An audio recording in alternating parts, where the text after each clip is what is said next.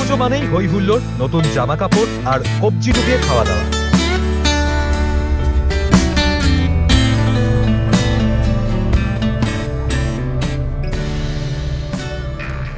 খাওয়ার যেখানে সেখানে তৈরি হয়, প্যান্ডেলে প্যান্ডেলে ঘুরতে ঘুরতে সেসব খাবারই খায় সকলে। ফলে অসুস্থ হয়ে পড়েন পুজোর পর। তাই খাবারের গুণমান পরীক্ষা করার জন্য কলকাতা পুরসভা উদ্যোগ নিয়েছে।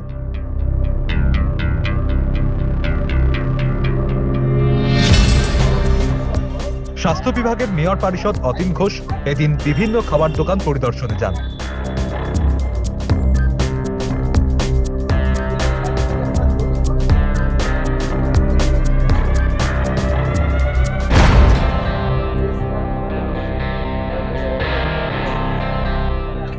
যেখানে খাবার তৈরি হচ্ছে সেই জায়গাটির পরিবেশ কতটা স্বাস্থ্যকর তা খতিয়ে দেখতে শহরের পথে ঘোরেন তিনি।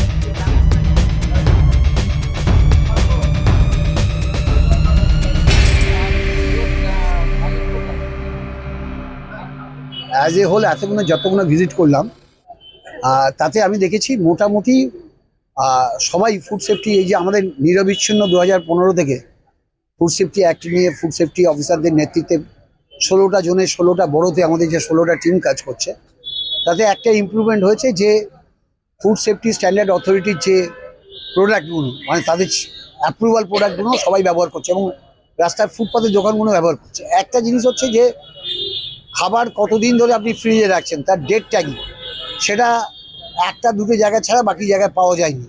তো সেটা আমি ফুড সেফটি অফিসারকে বলেছি যে যেখানেই যখন যাবেন ইমপ্রুভমেন্ট নোটিশ দেবেন, ওইটাই ইমপ্রুভমেন্ট করতে হবে। কারণ খাবারটা কদিন ফ্রিজে থাকছে, কদিন রাখা যায়, তেলটা ব্যবহার করার পর আর দুবার করা যায়, তারপর করা যায় না।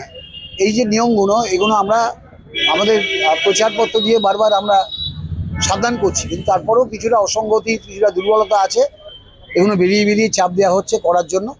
আর একটু যদি আমরা ইমপ্রুভ করতে পারি তাহলে আমি নিশ্চিত থাকতে পারবো যে খাবার মানুষকে খাওয়ানো হচ্ছে সেগুলো নিয়মবিধি মেনে।